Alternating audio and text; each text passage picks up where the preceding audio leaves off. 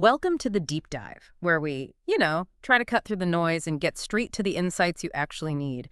If you've been listening to the news lately, or scrolling through social media, or even just chatting with friends, chances are the word crypto has popped up a lot. Oh, absolutely. It's everywhere. And it's often surrounded by hype, by these crazy roller coaster price charts, and let's be honest, a whole lot of complex jargon that can feel like learning another language entirely. It really can. It makes trying to understand what's actually going on feel incredibly daunting for most people. Yeah, you almost feel like you need a PhD just to follow the conversation sometimes. It's true. And the conversation around cryptocurrency, it frequently gets bogged down in just speculation. Price goes up, price goes down. Right. Or it dives so deep into the technical stuff that it just feels impenetrable. Right. Many people, they immediately hear crypto, and their mind jumps to, like, a digital casino or something way too complicated for them to even bother trying to grasp. But beneath all that noise, there's this really powerful foundational technology at work. And it's rarely explained with the clarity it actually deserves. Okay. And understanding that technology, that's the real key to truly grasping what crypto is all about. It's not just about the price swings. And that's precisely why we're here today. That's our mission with this deep dive. We want to be your essential guide to really unpack those foundational concepts of cryptocurrency and blockchain. Yep, get back to basics. Exactly. And we're pulling our insights directly from what I thought was an incredibly clear and insightful source. The basics, what is crypto and how does it work? From blockchain to wallets by DatzCrypto. It's a great piece for breaking things down. It really is. And just to be clear, this isn't about investment advice. We're not telling you what to buy or sell. It's purely about education and building understanding. Right. Our promise to you, the listener, is that by the end of this, you won't just have some vague idea about crypto. Hopefully you'll have a clear, structured understanding of how this digital money actually works, why it holds such significant potential, and crucially, the critical steps for engaging with it safely, if you choose to. Yeah, safety is key. Absolutely.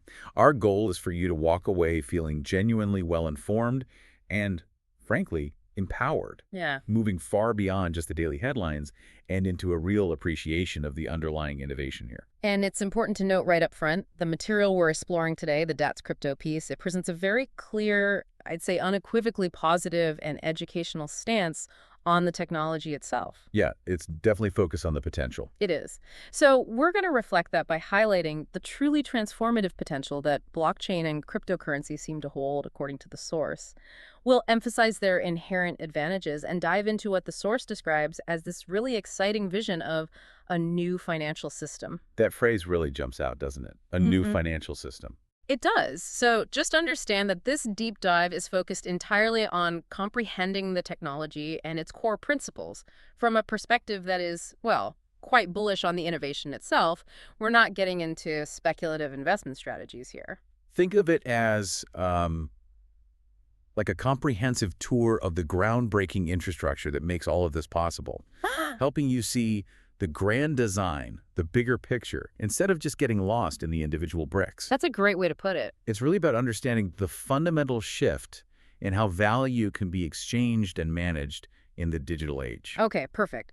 So let's unpack this then. Let's start with the absolute core concept. What is blockchain really? When people hear that word, it can sound incredibly complex, maybe even a bit scary, but our source simplifies it beautifully. It does. At its simplest, blockchain is basically what we can call a digital record book, or maybe a public ledger. Okay, like an accountant's ledger. Exactly.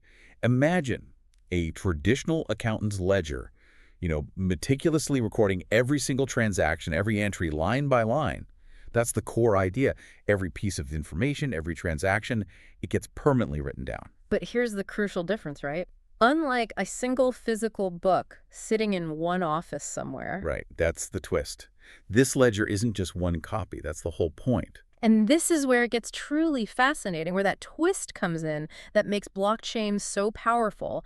It isn't just one record on one server somewhere, is it? Because if it were, that would be, well, incredibly vulnerable. Precisely. That's the critical distinction. That's what elevates blockchain beyond any traditional record-keeping system we've ever had. This ledger isn't housed in a single centralized location. Okay. Instead, it's copied. It's replicated across thousands, sometimes hundreds of thousands, of individual computers all around the globe. These computers are called nodes. And every time a new transaction occurs, it's not just added to one copy. It gets broadcast and added to every single copy across the entire network, more or less simultaneously. So everyone has the same updated version. Essentially, yes. This immediate global replication means there's no single point of failure. If one computer goes offline, or even 1,000 computers go offline, The network just keeps running. it just keeps running. It operates seamlessly. This redundancy, this distribution, it makes the system incredibly resilient. It's virtually impossible to shut down and incredibly resistant to tampering or censorship. It's like a digital fortress built on distributed agreement. Okay, so if everyone has a copy and everything is being added to everyone's copy at the same time, this leads us to what our source calls a trustless system. Now, that word trustless, it can sound a bit off-putting, can it? Like you shouldn't trust it or it's inherently risky. Yeah, it's a common misunderstanding. But that's actually the opposite of what it implies here, isn't it? No, not at all. It's a crucial clarification. Trustless doesn't mean sketchy or unreliable in the way we normally think of trust. In fact, it means the exact opposite. Oh, so. Trust isn't placed in a single, potentially fallible central institution, like your bank or a payment processor or even a specific app company. Okay. Instead, the trust is built directly into the mathematical and cryptographic system itself and into the consensus mechanisms of that distributed network we just talked about. So you're trusting math, not people or companies. Exactly. You're not relying on a single entity's integrity, which, let's face it, can be compromised. You're relying on verifiable math and the collective agreement of this massive distributed network. So how is that trust actually built then? How do we know what's real and what's not when there's no central bank, no Visa, no authority saying, yes, this transaction definitely happened? What's that verification process look like? Right. This is where the real ingenuity of blockchain shines. Transactions aren't just processed one by one instantly. They're usually batched together into these things called blocks. Okay, like digital containers for transactions? Sort of, yeah. Once a block is filled up with recent transactions, it needs to be verified by specialized participants in the network. These are the miners. These participants are known as miners or sometimes validators. That depends on the specific type of blockchain. They use complex computational processes to confirm the legitimacy of all the transactions in that block and essentially solve a cryptographic puzzle related to it. And for those wondering, what exactly are these computational processes? We hear terms thrown around like proof of work or proof of stake. Are they just fancy terms for how these blocks get verified securely? Essentially, yes. They are the underlying mechanisms, the rules of the game, for achieving consensus and security across a decentralized network without a boss. Okay. Think of proof of work, which Bitcoin uses, as kind of like a digital puzzle-solving competition. Miners use a ton of computing power. They expend significant energy, basically racing each other to solve a complex mathematical problem. First one wins. The first one to find the solution gets the right to add the next block of transactions to the chain. And as a reward for their effort and energy cost, they get some newly created cryptocurrency. Ah, okay. This whole process makes it incredibly computationally expensive and energy intensive to try and cheat or alter the ledger. That difficulty is what secures the network. And proof of stake, that's different. Proof of stake is a newer approach, often much more energy efficient. Instead of solving puzzles with computing power, validators stake or lock up their own crypto as collateral. So they have skin in the game. Exactly. The more crypto they stake, the higher their chance of being randomly chosen to validate the next block. And if they try to approve fraudulent transactions, they risk losing their staked crypto, a big financial penalty. So their economic incentives are strongly aligned with keeping the network honest. Clever. Both ways achieve consensus without a central authority. Precisely. So once a block of transactions is successfully verified and approved by the network through one of these methods, it gets cryptographically linked to the previous block, like adding a new link to a chain. Forming a continuous unbroken chain, hence blockchain. You got it. And this chain, once formed, is immutable. That's a powerful word our source uses. What does immutable truly mean in this context for our digital financial record? It means it cannot be changed. Seriously. Once a block is approved by the network consensus and added to that chain, it's permanent. It's cryptographically sealed and etched into the digital record forever. No going back. There's no undo button, no eraser, no correcting entries later like you might in a traditional database. This immutability is absolutely foundational. It's what allows cryptocurrency to exist and function effectively without needing a bank or any other traditional middleman to vouch for the transactions. So nobody can just tweak the history. No one, not even the original creators of the blockchain, can go back and alter a past transaction once it's confirmed on the chain. This is a massive departure from conventional financial systems where records are held centrally and can potentially be changed or reversed by the entity in control. Right. This immutability is precisely why you can trust the record itself. Not because a person or institution guarantees it, but because the cryptography and the network consensus make it practically impossible to tamper with after the fact. That immutability and the distributed nature lead perfectly into the power of transparency, which our source really highlights as one of blockchain's biggest strengths. If it's a public ledger, does that mean anyone can just go look at my transactions? Can they see exactly what I'm doing with my money? Yes, that's basically right, but with an important nuance. The public nature of most blockchains means that anyone, anywhere in the world with an internet connection, can see the transactions. All of them. Yes. Each transaction is recorded, showing funds moving between unique cryptographic addresses. Think of them like digital account numbers.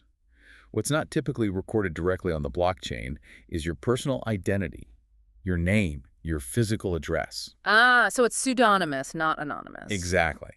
While your real-world name isn't stamped on the transaction on the chain itself, the flow of funds from one address to another is completely transparent and auditable by anyone. That's still a huge level of transparency. It creates a level of transparency in financial systems that is genuinely unprecedented. Every single transaction leaves a permanent, viewable record, a digital trail, as the source calls it. Right. This allows anyone to track where the money is going or where it came from in a way that simply isn't possible with traditional banking systems. In the old system, only your bank really sees your full transaction history, and even then, details shared between institutions are often limited. Which is pretty incredible when you think about it. I mean, for anyone who's ever dealt with a lost payment or a dispute with a merchant or just wondered, where the heck did my money actually go, and gotten a vague answer from their bank, blockchain seems to provide a clear, honest, and verifiable answer right there on the public record. That fosters a level of accountability that could be profoundly impactful, wouldn't you say? It feels like a shift from trusting institutions to trusting the data itself. Absolutely. It moves us from a system where trust is placed in an often opaque institution whose internal records you ultimately can't verify yourself, to one where trust is derived directly from verifiable, transparent data that anyone can audit anytime. That fundamentally shifts the power dynamic. It really does. It gives individuals more insight and ultimately potentially more control over understanding the flow of funds. Think about, say, charitable donations or government spending. Blockchain offers the potential for unprecedented auditability. Donors or citizens could, in theory, directly verify that funds reach their intended destination, cutting through layers of bureaucracy and potential mismanagement. It introduces a new standard of financial honesty, enforced by math and network agreement, not just by a single authority's promise. Okay, so we've laid the groundwork with blockchain, this secure, transparent, immutable, distributed digital ledger. It's quite the foundation. Now, with that in place, it leads us naturally to the digital money built on top of it, cryptocurrency itself. Right. So what exactly is cryptocurrency beyond just internet money? Why is it potentially so much more, as our source puts it? Well, cryptocurrency, at its core, is simply digital money that operates using this blockchain technology we've just spent time unpacking. Okay. It leverages that decentralized, transparent, and immutable nature of the blockchain to function. And that makes it fundamentally different from the digital money you see in your online bank account balance. How so? That feels digital too. That money in your bank. It's merely a digital representation of physical currency, like dollars or euros, and it's ultimately controlled centrally by the bank and the central banking system. Yeah. Crypto isn't just a digital representation, it's often a natively digital asset secured by the blockchain itself. And the decentralization part you mentioned earlier with blockchain, that's absolutely key here for the currency aspect too, isn't it? Because unlike the money in your traditional bank account, controlled by a central bank or a government, crypto is different. It really breaks that centuries-old model. Yeah, it is fundamentally different, and this is perhaps its most defining characteristic. Cryptocurrency is decentralized. That means no single entity, no one company, No single bank, no single government controls it. That's a huge shift. It's a sharp, stark distinction from traditional fiat currencies, which are issued, managed, and regulated by central authorities. This decentralized nature is what enables some of its most compelling practical benefits. Like what? Well, according to the source, it makes it potentially safe, fast, and remarkably easy to send money anywhere in the world, across borders, across time zones, Without needing a bank. without needing a bank, often without needing a credit check, and crucially, without requiring anyone's permission to send or receive. This peer-to-peer capability, person-to-person directly, it cuts out the traditional financial middleman entirely. That idea of no permission, Yeah. that feels really powerful. And I think it speaks directly to that broader vision the source emphasizes. Because while many people do, as the source says, hear crypto and think of coins going up or down in price. Yeah, the speculation aspect. Right. But our source makes this very strong, almost you could say emotionally charged statement here. It says, the bigger picture is that it's a new financial system being built right in front of us. That's not just talking about a new way to pay for coffee. That's a significant, maybe even revolutionary claim, isn't it? It is a huge claim. And I think it reflects a deep conviction, certainly within the source material, about the technology's transformative potential. It's not just about creating a new asset class for trading. It's about fundamentally re-architecting the very rails of global finance. How so? What does that re-architecting look like? Well, this decentralized structure means transactions can happen directly between any two parties, anywhere in the world, without needing those traditional intermediaries. Banks, payment processors, remittance services who can, and often do, impose significant fees, introduce frustrating delays, or even place restrictions on who can transact and how. Cutting out the middleman. Exactly. This direct connection, powered by the blockchain's immutability and transparency that we discussed, it implicitly offers users a far greater degree of control and autonomy over their own assets. Can you give an example? Sure. Imagine individuals living in countries with unstable economies or high inflation. They might be able to safeguard their wealth in a digital asset like Bitcoin without relying on a central bank that might suddenly devalue their national currency. Okay, that makes sense. Or think about international aid organizations. They could potentially distribute funds directly to beneficiaries in remote areas, cutting out multiple layers of bureaucracy and reducing the risk of corruption along the way. So if you can truly send money globally without permission, without a bank stepping in, without needing a credit history check, that fundamentally changes what financial freedom could look like for millions and maybe even billions of people around the world. Potentially, yes. Especially for those who are currently unbanked or underbanked, the people left out of the traditional system. Right. Or those living in regions with really unstable financial systems where their traditional money might be at constant risk. Yeah. It's not just about convenience for the wealthy. It could be about a new form of economic self-determination, almost like financial sovereignty. Exactly. That's the core vision articulated here. It's about empowering individuals by giving them direct ownership and control of their digital wealth, free from the traditional gatekeepers who have historically dictated access and the terms of service for using money. This is the underlying philosophy, the movement that drives so much of the passionate innovation and development in this space. It's aiming towards a potentially more inclusive, more resilient global financial landscape, one where the power, ideally, rests more with the individual, not solely with centralized institutions. It fundamentally alters the relationship between people and their money. Okay, with that grand, almost idealistic vision in mind, let's navigate the actual crypto landscape itself, because it's not just crypto as one monolithic thing, is it? There are different kinds, different purposes, different technologies, and it all started, of course, with Bitcoin. The genesis. How does our source position Bitcoin in this now sprawling ecosystem? Bitcoin is presented as really the foundational asset. It was the first true cryptocurrency, launched way back in 2009 by the pseudonymous Satoshi Nakamoto. And it's still widely regarded as the most trusted, the most secure, and certainly the most widely adopted. And it's often called digital gold, right? Yeah. Why that comparison? It's often affectionately likened to digital gold. And the source suggests there are very compelling reasons for that comparison.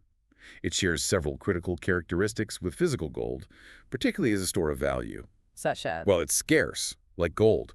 It's highly durable. The network has run non-stop for over a decade. It's easily divisible into very small units, unlike a gold bar.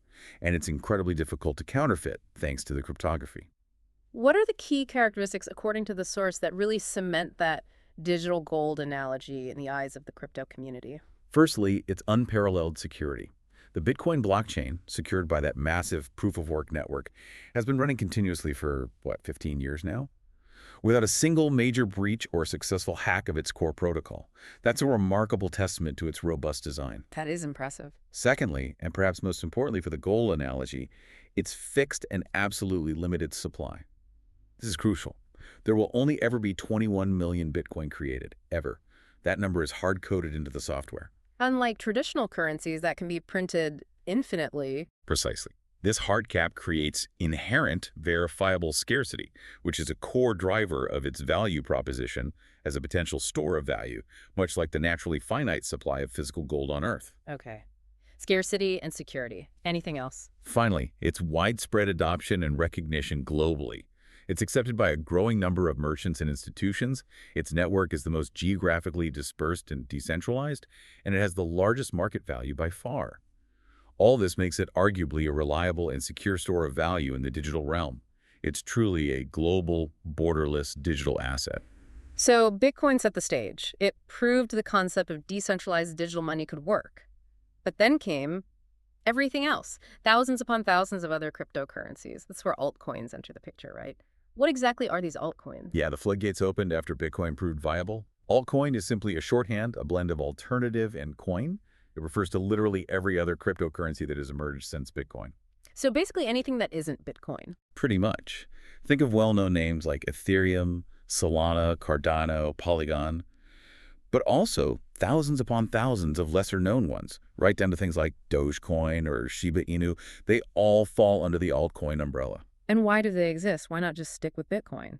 Well, they generally exist because developers and communities saw opportunities to offer different features, or address specific niches, or introduce perceived improvements over Bitcoin's original design, which was primarily focused on being just a peer-to-peer electronic cash system. What kinds of new features or innovations are we talking about? What do altcoins bring to the table that Bitcoin doesn't or didn't originally? Oh, they often introduce truly groundbreaking innovations beyond just being digital cash. A major one, maybe the biggest one, pioneered largely by Ethereum, is smart contracts. Okay, I've heard that term. What are they simply? Smart contracts are essentially self-executing contracts, where the terms of the agreement between buyer and seller or any two parties are directly written into lines of code. Code is law, sort of. Kind of. Think of a smart contract, like a high-tech vending machine. You put in the exact money required, crypto, you push the button for the item you want, and the drink, or digital asset or service, comes out automatically every single time because it's programmed to do so based on the coded rules. No need for a cashier or attendant. Exactly. There's no human intermediary needed to approve or facilitate the transaction once the pre-agreed conditions are met. In the digital world, if certain conditions written into the code are fulfilled, like, say, a payment is confirmed on the blockchain, or a specific future date passes, or maybe an external data feed like a weather sensor detects a specific event, then the contract automatically executes the agreed-upon action. Like what kind of actions? Like releasing funds held in escrow, automatically transferring ownership of a digital collectible, issuing a token, or even triggering a refund. The possibilities are vast. Okay, that's powerful. What else do altcoins offer? Other altcoins might focus specifically on achieving much faster transactions per second compared to Bitcoin's network, making them potentially more suitable for high-frequency trading or retail payments. Or they might aim for significantly lower transaction fees, making microtransactions more viable or making it cheaper to run complex decentralized applications. So lots of innovation. But the source gives us a really important warning here about altcoins, almost a crucial distinction it makes. It says, some are serious tech, others are meme coins. You have to know which is which. Yes, that's vital. That implies a lot of research is needed, obviously. But for someone new, what are maybe some initial clues or red flags they might look for to get a sense of whether something is serious tech versus just a meme coin, even before diving into super deep research? That's an excellent question, and it's absolutely paramount for navigating this space without getting burned. For projects positioning themselves as serious tech, you typically look for a few key indicators. First, does it have a clear and comprehensive white paper?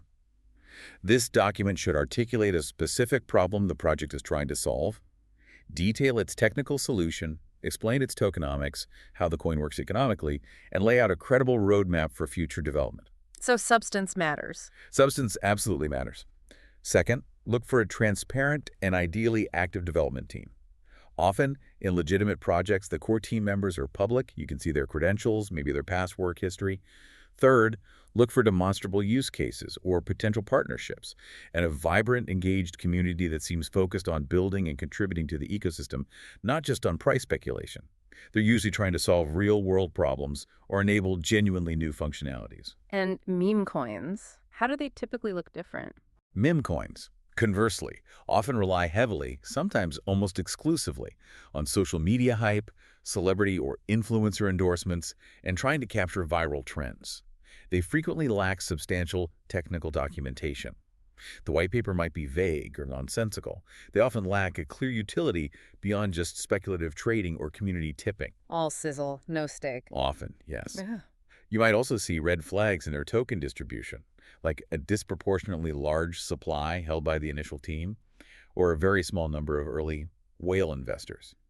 This can signal a higher risk of a pump-and-dump scheme, where insiders artificially inflate the price through hype, then sell off their large holdings, crashing the price and leaving later buyers holding worthless bags. Yikes. So understanding this distinction through thorough, diligent research, reading the white paper, checking out the team, understanding the tokenomics, looking at community activity is paramount for anyone looking to engage with these assets responsibly. Don't just buy based on a tweet or a funny dog picture. Sound advice. And it gets even more nuanced, doesn't it? Because we also have to talk about coins versus tokens. These terms often get used interchangeably in casual chat, but our source clearly delineates them. It highlights an architectural difference that actually impacts how they function. What's the fundamental difference between a coin and a token? Right, it's an important technical distinction. A coin, in the stricter sense used by the source, is a cryptocurrency that operates on its own independent native blockchain. Like Bitcoin. Exactly. Bitcoin, BTC, runs on the Bitcoin blockchain. Ether, ETH, the native currency of the Ethereum network, runs on the Ethereum blockchain. Solana, as well, runs on the Solana blockchain. These are true standalone cryptocurrencies. They form the fundamental layer, the base asset of their respective networks. They're often used to pay transaction fees on that network, for example. Okay, so coins have their own house, their own blockchain, and then tokens are like renters. That's a pretty good analogy, actually. Tokens are digital assets that live on someone else's blockchain. They leverage the infrastructure of an existing chain. Can you give examples? Sure. A huge number of the assets people trade are actually tokens. Think of Shiba Inu, SHIDE, or the stablecoin USDP Tether when it's issued on Ethereum. These are ERC20 tokens. They exist and operate on the Ethereum blockchain. They don't have their own native blockchain network. Instead, they utilize the security, decentralization, and infrastructure provided by Ethereum. They are essentially applications or assets built on top of an existing blockchain platform. Okay, so they're built on Ethereum or Solana or another layer 1 blockchain. What are the practical implications of that distinction for users? What should people be aware of? Well, one major implication is that tokens are generally easier to make. This is largely thanks to standardized protocols, like Ethereum's famous ERC20 token standard. These standards provide a ready-made template, a set of rules for creating new tokens quickly and relatively easily. It significantly lowers the barrier to entry for developers wanting to launch a new digital asset or project. Which sounds good for innovation. It definitely fosters innovation and experimentation, which is great. But it's also a double-edged sword. Because they are easier to create, it means, as the source points out, there are a lot of them, and not all are good. Thousands upon thousands of tokens exist, many created with minimal effort or dubious intent. So quantity doesn't equal quality. Not at all. This directly reinforces that earlier warning about altcoins and the absolute necessity to always research what you're buying. The ease of token creation doesn't guarantee quality, utility, security, or long-term viability. It really underscores the user's responsibility to dig deep and understand what they're actually acquiring, what blockchain it runs on, and what purpose it serves, if any. Okay, that makes a lot of sense. So with all this foundational knowledge, we've covered blockchain, the different types of cryptocurrencies, coins versus tokens. Let's get really practical now. For someone listening right now, maybe thinking, okay, this sounds interesting. I'm curious. I want to maybe dip my toe in, even with just a small amount. What are their very first steps into the crypto world? How do you actually go about buying it? Right, the practical side. The very first step, typically, is choosing a platform. These are usually called cryptocurrency exchanges. Okay. This is your main gateway, your on-ramp, for converting your traditional fiat money, like US dollars, euros, pounds, whatever, into cryptocurrency.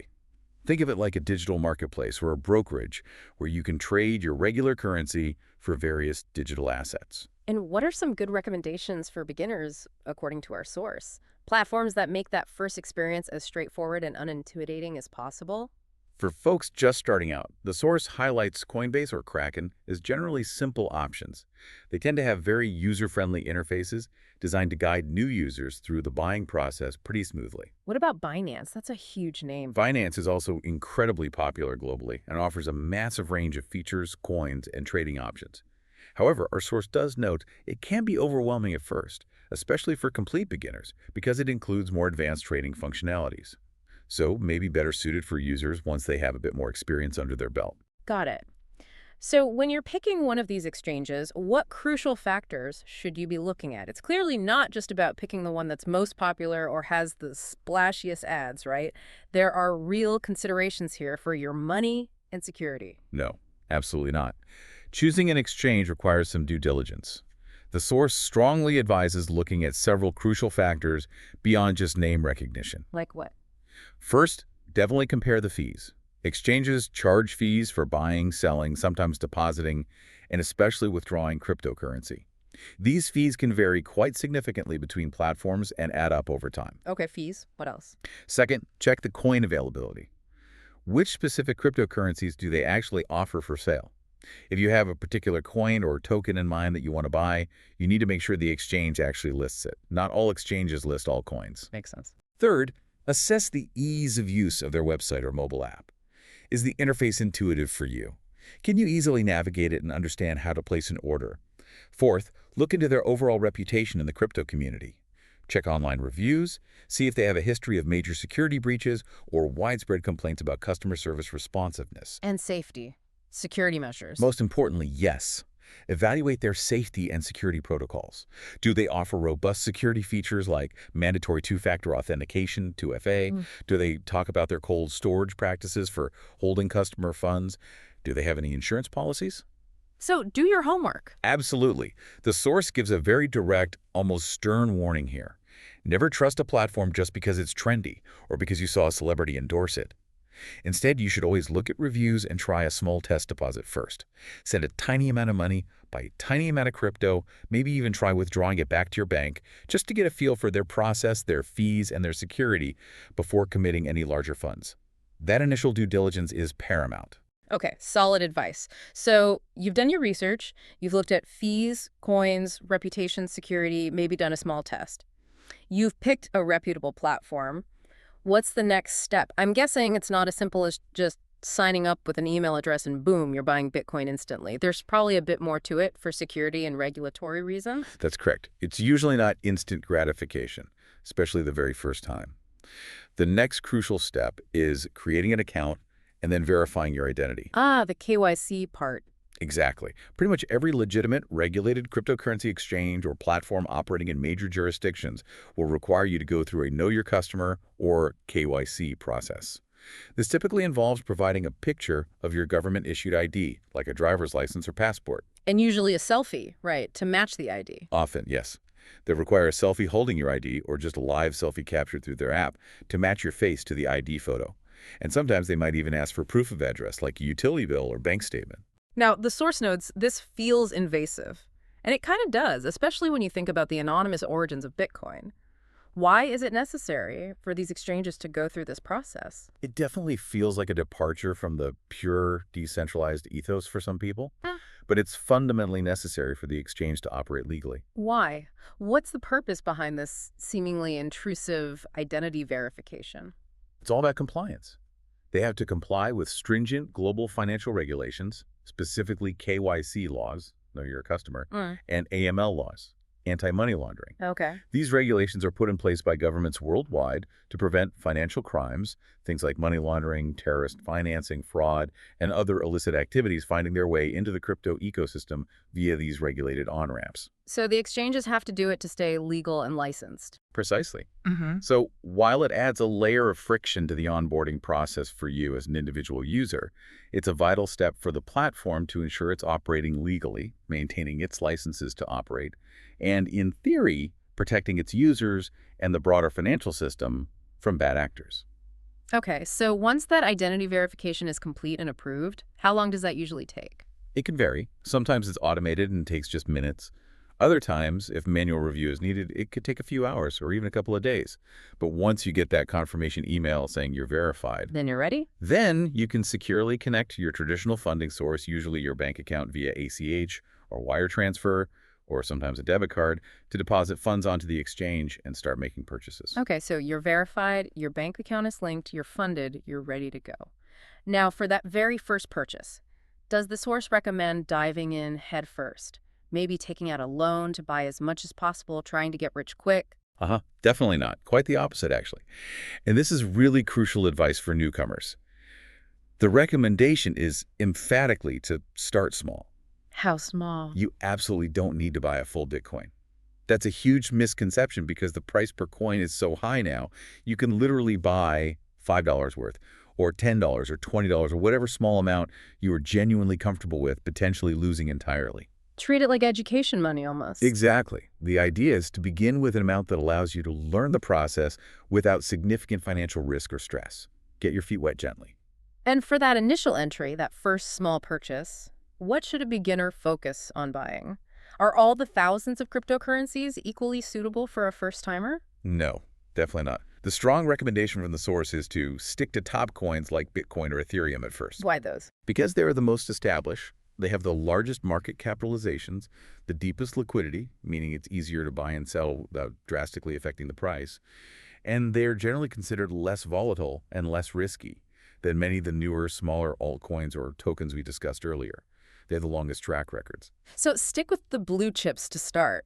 Pretty much. The primary goal at this initial stage, the source really emphasizes this, is to learn how to use crypto, not to chase profits right away. It's primarily an educational experience at first. Focus on understanding the mechanics, how to place a buy order, where does the crypto appear, what are the fees, maybe even how to send a tiny amount later. It's about learning the ropes before you even think about playing with higher stakes or trying to time the market.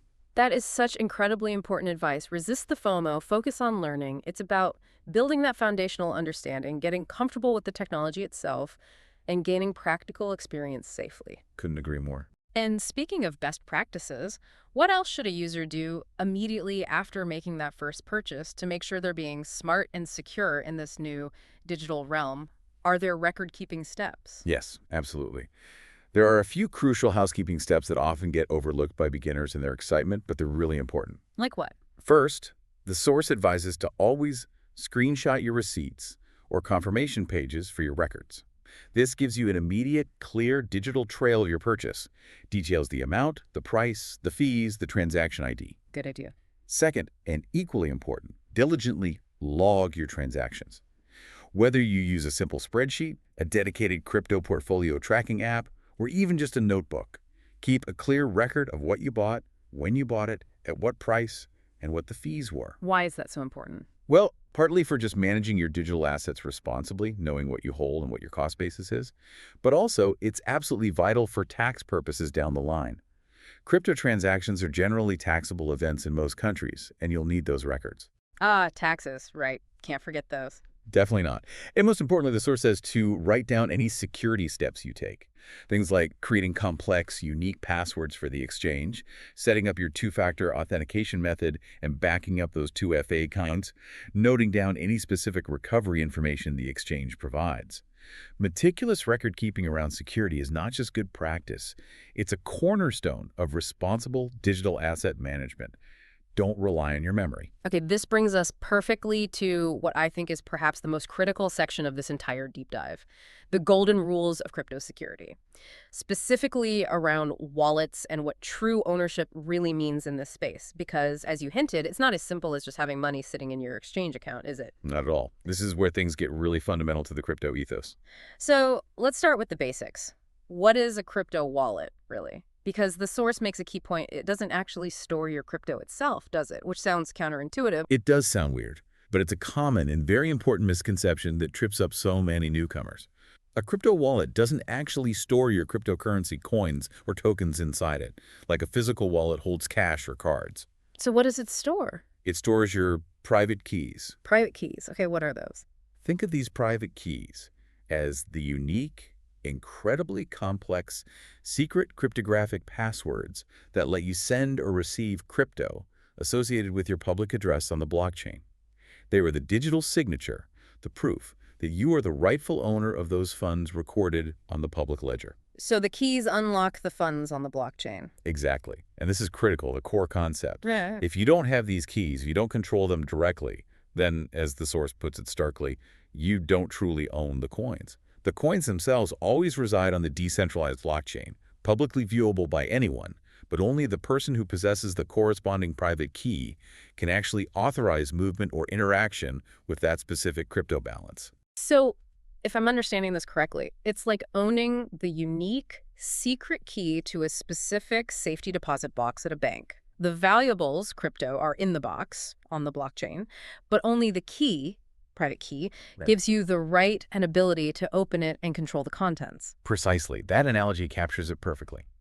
The crypto itself exists on the public blockchain, accessible for anyone to view its balance and transaction history, but only you, with your unique private key, hold the cryptographic authority to unlock and manage those specific funds associated with your address. Oh. This is where the concept of true self-sovereign ownership really lies in the decentralized world. It's a profound shift from trusting a third party, like a bank or an exchange, to manage your assets, to taking direct personal control and responsibility yourself. Okay. And our source mentions two main types of wallets for storing these crucial private keys. Hot wallets and cold wallets. Let's break this down. They serve different purposes and definitely have different risk profiles, right? What's a hot wallet? Right.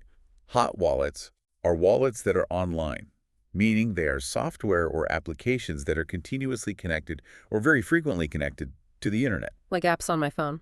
Exactly. These include software applications you might download to your smartphone or your desktop computer, or common browser-based extensions like MetaMask or Trust Wallet. And what are they good for? They are typically very easy to use and super convenient for holding smaller amounts of crypto or for engaging in daily transactions where you need quick and frequent access. For instance, if you want to pay for something with crypto, interact with decentralized finance, DeFi applications, or manage NFTs. Their constant internet connectivity makes them convenient. Right. But it also inherently makes them more susceptible to online threats, hacking attempts, malware, phishing scams. Because they're online, they have a larger attack surface. Okay, so convenience comes with higher risk. Then the opposite of hot would presumably be cold. What exactly are cold wallets, and when should a user seriously consider using one? Cold wallets, often called hardware wallets, are offline physical devices. They often resemble a small USB drive or maybe a tiny calculator. Popular brands include Ledger Nano or Trezor. And because they're offline. Because they are kept offline most of the time, they are vastly superior for long-term storage, especially for larger amounts of crypto that you don't plan on trading frequently. The key advantage is that hackers can't reach them while they are disconnected from the internet. How does that work? Where are the keys? Your crucial private keys are generated and stored entirely offline, securely within the hardware device itself, protected by a secure chip. You only physically connect the device to your computer or phone when you need to sign and authorize an outgoing transaction. Even then, the private key ideally never leaves the device itself. It just signs the transaction request. So it minimizes exposure to online threats. Massively. It significantly reduces the potential attack surface compared to a hot wallet that's always online. This makes cold wallets the widely accepted gold standard for securely storing any substantial amount of digital assets you intend to hold for the medium to long term. And the source has a very direct pro tip here that I think everyone listening needs to hear and really internalize. It feels like a crucial piece of practical advice for anyone holding any amount of crypto, frankly. It truly is. It's probably one of the most important operational security tips. The pro tip is stated emphatically. Don't leave large amounts on an exchange. Use a wallet you control. Why is that so critical? It ties directly back to that concept of private keys and true ownership we just discussed. While exchanges are incredibly convenient for buying and selling crypto, when your crypto is sitting on an exchange, you don't actually hold the private keys to those funds. The exchange holds them. The exchange holds them in their pooled wallets. You are essentially trusting the exchange to custody your funds for you, just like you trust a traditional bank to hold your dollars. And the risk there is? The risk is that you are exposed to the exchange's counterparty risk. If the exchange were to be hacked and major exchanges have been hacked for huge sums, or if they suffer a catastrophic technical failure, or face regulatory shutdown, or even in the worst case go bankrupt. Your funds held on that exchange could be at serious risk, potentially frozen, or even entirely lost. Then that's happened before. History is unfortunately replete with examples of exchanges collapsing or being compromised, leading to devastating, unrecoverable losses for users who left significant funds on the platform because they didn't control their own keys. It's a hard lesson many have learned. Which brings us full circle to the absolute golden rule, the mantra, the foundational security principle of the crypto world that the source hammers home. Not your keys, not your crypto. That phrase really encapsulates everything we've been talking about regarding ownership and security in this decentralized system, doesn't it? It absolutely does, Yeah. and it cannot be overstressed. If you remember only one thing from this security section, it should be this. It is the most critical piece of advice in the entire crypto space, and understanding it empowers you with true financial sovereignty. So what does it mean, fundamentally? It means that if you are not in direct personal control of your private keys, if those keys are being held by an exchange or some other third-party custodian service, then you are not truly in control of your digital assets. You're trusting someone else. And the danger is explicit. The danger is explicit, as the source says. If the exchange goes down, your crypto is gone. It might be due to a hack, insolvency, regulatory action, incompetence. The reason doesn't matter to you if your funds vanish. This has happened repeatedly throughout crypto's history. Exchanges have failed, been hacked, or simply disappeared, taking user funds with them. It's a painful, costly lesson for many who learned it the hard way by trusting implicitly. But the flip side of that stark warning is also incredibly empowering, isn't it? It embodies that vision of financial freedom and control we discussed earlier. It puts the power squarely back in your hands. Exactly. The power and also the responsibility lies in self-custody. When you withdraw your crypto from the exchange to a wallet where you control the private keys, whether hot or cold, then, as the source says, if you store it in your wallet with your private keys backed up offline, you own it. No one can take it from you. That's where the real ownership happens. That is where the financial control and freedom we spoke about earlier truly manifest. You essentially become your own bank, accountable primarily to yourself for the security and safeguarding of your funds. It means that, when done correctly, your wealth can be beyond the reach of traditional institutional failures, potentially beyond arbitrary government seizure in some scenarios, beyond the whims or failures of a single centralized company. It's the ultimate expression of digital property rights. Okay.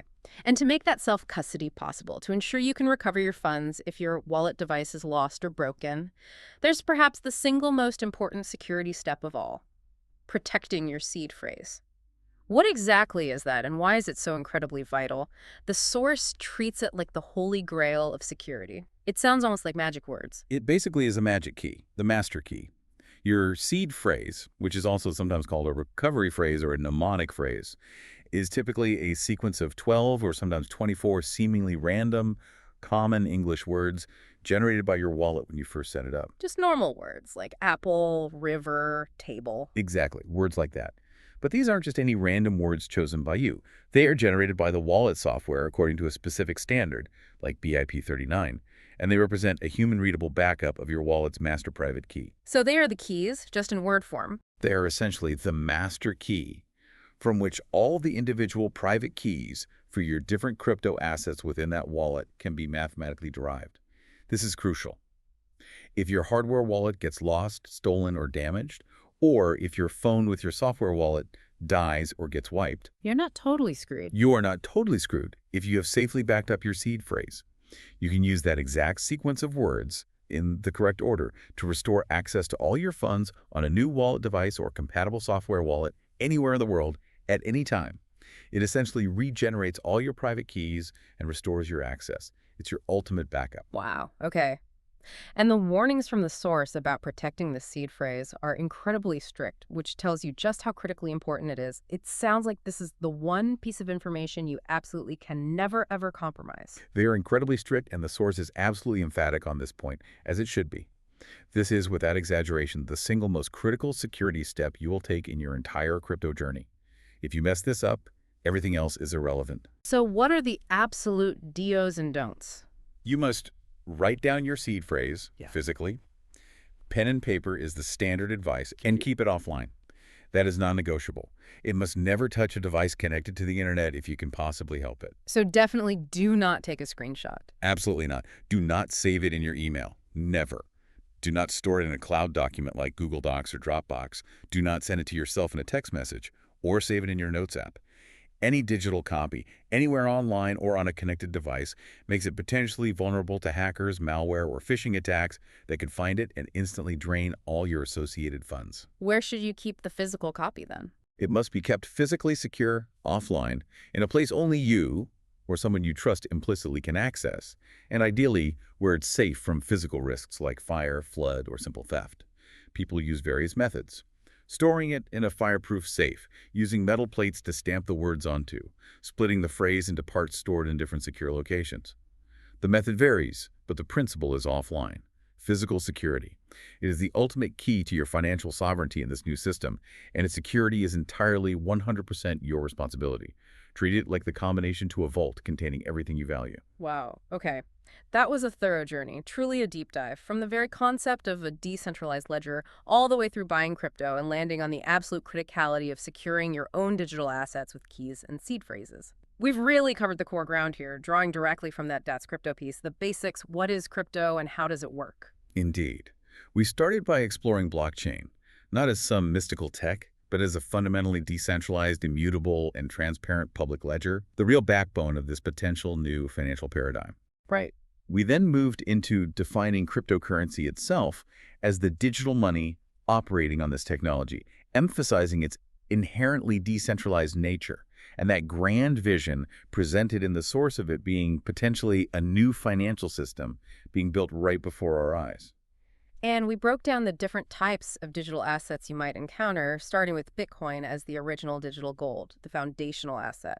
Then we explored the innovative landscape of altcoins, bringing features like smart contracts.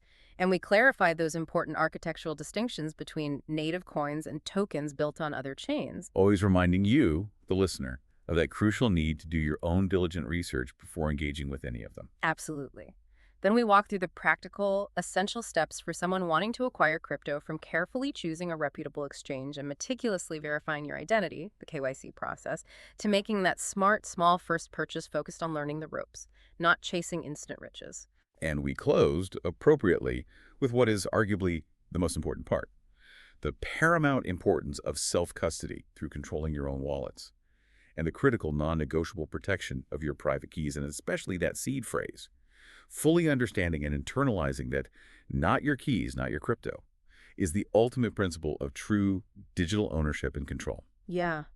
Throughout this entire deep dive, drawing from our source, the overarching themes have been crystal clear, haven't they? Decentralization as the core fundamental principle underpinning this entire system, the potentially transformative power of blockchain technology in building this new financial system, and the paramount importance of user ownership, user control, and user responsibility for security. Absolutely. The source material presents a very consistent, unified view on how cryptocurrency and blockchain function at a basic level, and how users should approach engaging with it securely. So there weren't really conflicting viewpoints within this specific source to dissect, just a powerful, consistent, and ultimately empowering educational message about understanding the tech and taking control. And if there's one single takeaway, one phrase, one comment from the source that should really resonate with you and stick with you long after this deep dive ends, it's got to be that golden rule we repeated multiple times, because it truly is the cornerstone of understanding ownership in this space. Not your keys, not your crypto. Exactly. Not your keys, not your crypto. So maybe a final provocative thought for you, the listener, as you reflect on everything we've covered today. Really consider the profound implications of that simple statement. Not your keys, not your crypto. What does it truly mean to own a digital asset directly, without relying on any intermediary, no bank, no government agency, no single company acting as custodian? Yeah, think about how that fundamentally shifts the traditional power dynamics in the financial world, how it potentially moves control away from large institutions back towards individuals. And what does that suggest about the future of ownership itself, not just for money, but for all sorts of assets in our increasingly digital lives? It's a concept that really challenges our ingrained traditional notions of wealth, trust, and control. And it's something truly worth mulling over as this technology continues to evolve. Definitely food for thought.